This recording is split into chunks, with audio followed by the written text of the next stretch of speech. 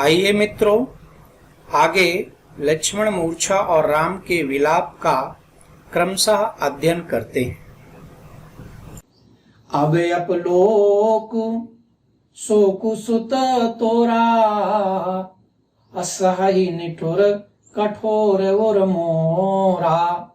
निज जननी के एक कुमारा, तात तासु तुम प्राण अधारा।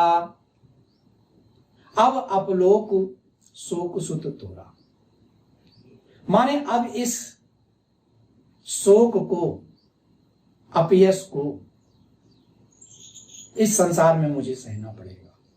सहाय निठुर कठोर उर मोरा, यह मेरा कठोर हृदय अब इस अपयश को, हे भाई, अब इस अपयश को यह मेरा कठोर हृदय सहेगा। निज जननी के एक कुमार, तो तुम अपनी माता के एकमात्र पुत्र थे। तात तासु तुम प्राण आधारा, हे भाई तुम उसके प्राणों के आधार थे। असौंपेसी मोहि तुम ही गही पानी, सब विधि सुखद परम हित जानी। कितनी सुंदर पंक्तियां यहां पर। सौंपे सी मोहि तुम ही गए पानी, तुम्हारा हाथ पकड़कर मेरे हाथों में सुमित्रा ने सौंपा था, और क्या सोचकर, सब विधि सुखद परम हित जानी, सब प्रकार से सुखकारी और परम हितकारी जान करके कि राम के साथ लक्ष्मण को रहने में कोई भी कष्ट नहीं होगा, क्योंकि राम जैसा दूसरा कोई है ही नहीं। अब किस बात की चिंता है प्रभु श्री राम को? उतरु काह दई ते ही जाई, उठी किन मोहि सिखावहु भाई। उतर काह दई ते जाई, मैं अवधपुरी जाकर के माता सुमित्रा को क्या उत्तर दूंगा? उठी किन मोहि सिखावहु भाई, हे भाई तुम उठ करके मुझे सिखाते क्यों नहीं हो कि मैं अवधपुरी जाकर के आखिर क्या उत्तर दूंगा? बहुविधि सोचत सोच विमोचन, स्रवत सलिल राजीव दल लोचन। बहुविधि सोचत सोच विमोचन, कितनी सुंदर बात गोस्वामी तुलसीदास जी ने कही। बहुविधि सोचत यानी बहुत प्रकार से सोच रहे हैं, बहुविधि यानी बहुत प्रकार से, सोचत माने सोच रहे हैं। सोच विमोचन, जो दूसरों को हमेशा चिंताओं से मुक्त करने वाले प्रभु श्री राम हैं, वे स्वयं आज बहुत प्रकार से सोच रहे हैं। स्रवत सलिल, स्रवत माने होता है बह रहे हैं, सलिल माने पानी यानी आंसू से तात्पर्य है। राजीव दल लोचन, राजीव दल, राजीव माने होता है कमल, दल माने दो, लोचन माने नेत्र। इस प्रकार प्रभु श्री राम जो दूसरों को चिंताओं से मुक्त करते रहे हैं, वे बहुत प्रकार से सोच रहे हैं, और उनके कमल के समान सुंदर नेत्रों से लगातार आंसू बह रहे हैं। माएक अखंड रघुराई, नर गति भगत कृपालु दिखाई। शंकर जी पार्वती से ऐसा कहते हैं कि अखंड रघुराई, रघुराई यानी भगवान श्री राम तो इस सृष्टि के कण कण में विद्यमान है, वे अखंड हैं, अछेद हैं, अभेद हैं। नर गति भगत कृपालु दिखाई, नर गति भगत यानी नर गति माने मनुष्य की, सामान्य मनुष्य की क्या गति इस संसार में होती है। उन्होंने, दया के सागर प्रभु श्री राम ने अपने भक्तों को ऐसी नर लीला करके दिखाई है। प्रभु प्रलाप सुनि कान, बिकल भय बानर निकर, आई गयो हनुमान जिमि करुणा महावीर रस। ये सोठा छंद है, ध्यान दीजिएगा। प्रभु प्रलाप सुनि कान, बिकल भय बानर निकर। इस प्रकार जो बानरों का समूह था, प्रभु श्री राम का रोना यानी विलाप सुनकर के ये व्याकुल हो गए कि जब प्रभु श्री राम स्वयं इतने व्याकुल हैं, रो रहे हैं, तो उनकी सेना का चिंतित होना स्वाभाविक है। इसीलिए इस सोरठे में कहा गया, प्रभु प्रलाप सुनि कान विकल भये बानर निकल। प्रभु श्री राम का विलाप सुनकर के संपूर्ण बानर समूह व्याकुल हो गया। आए गयो हनुमान जिमि करुणा महावीर रस। और उसी प्रकार हनुमान पर्वत लेकर के अवतरित हो गए, जिमि करुणा महावीर रस, जैसे कि करुण रस के बीच में वीर रस का आगमन हो गया हो। जिमि यहां पर उपमा अलंकार है, ध्यान रखिएगा। तो इस प्रकार से अब कुछ प्रश्नों पर चर्चा करते हैं। सुमित्रा ने क्या सोचकर लक्ष्मण को राम को सौंपा था? तो यही सोच करके राम को सौंपा था, सौंपे से मोहि तुम ही गए पानी और सभी विधि परम सुखद हित जाने।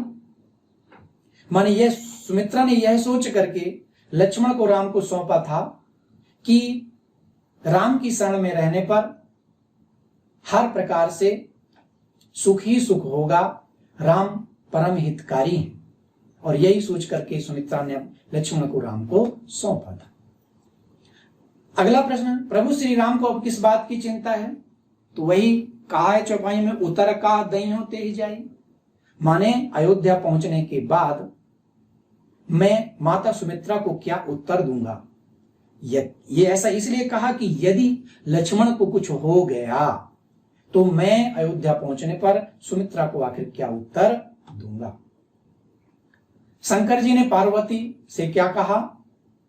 अगला प्रश्न है, तो शंकर जी ने कहा कि उमा एक अखंड रघुराई और नरगति भगत कृपालु दिखाई।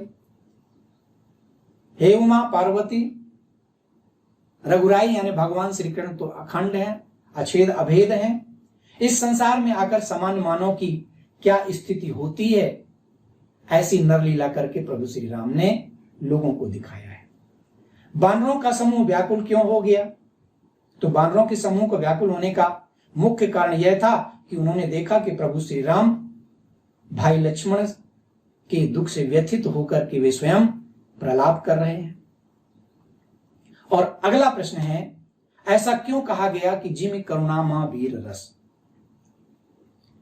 ऐसा इसलिए कहा गया कि अभी तक निराशा का वातावरण राम शिविर में बना हुआ था।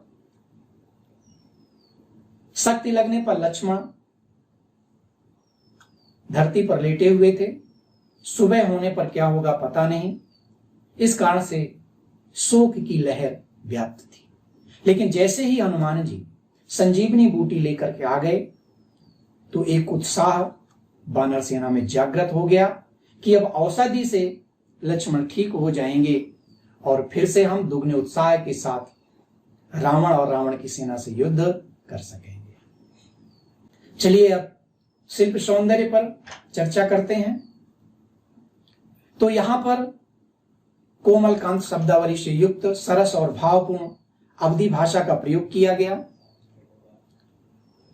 इसमें विशेषणों का भी प्रयोग किया गया है। सोच विमोचन, राजीव दल लोचन, अखंड रघुराई, रघुराई के लिए अखंड, लोचन के लिए राजीव दल और सोच विमोचन, इनमें विशेषणों का प्रयोग किया गया। पूरे काव्यांश में अनुप्रास अलंकार की छटा अत्यंत सुंदर है। राम के विलाप में स्वभावोक्ति अलंकार का प्रयोग किया गया है, क्योंकि स्वाभाविक रूप से ऐसा होता ही है। सोचत सोच विमोचन में सभंग पद यमक अलंकार का प्रयोग किया गया। और आगे देखिएगा, आए गयो हनुमान जिमि करुणा महावीर रस। इसमें जिमि ये वाचक शब्द है उपमा अलंकार का, तो उपमा अलंकार है और उदाहरण अलंकार है कि जैसे जिमि करुणा महावीर रस, जैसे करुण रस के बीच में वीर रस आ गए वैसे ही हनुमान जी आ गए, इसलिए यहां पर उदाहरण अलंकार है।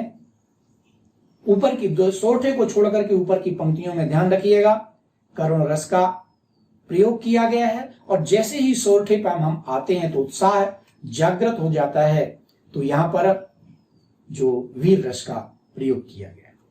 माधुर्य गुण एवं लक्षण शब्द शक्ति का प्रयोग है तथा अंतिम जो 2 पंक्तियां हैं उसमें सोरठा छंद तथा पहले की जो पंक्तियां हैं उसमें चौपाई छंद का प्रयोग किया गया है। मित्रों, अभी आपने लक्ष्मण मूर्छा और राम के विलाप का यह पार्ट चौथा आपने देखा। अगला 5वां पार्ट मैं जब बनाऊंगा तो उसे अपलोड करूंगा। यदि यह वीडियो आपको अच्छा लगा हो तो आप अधिक से अधिक शेयर करें और आपके सुझाव हमेशा आमंत्रित हैं। आपका दिन शुभ हो। बहुत बहुत धन्यवाद।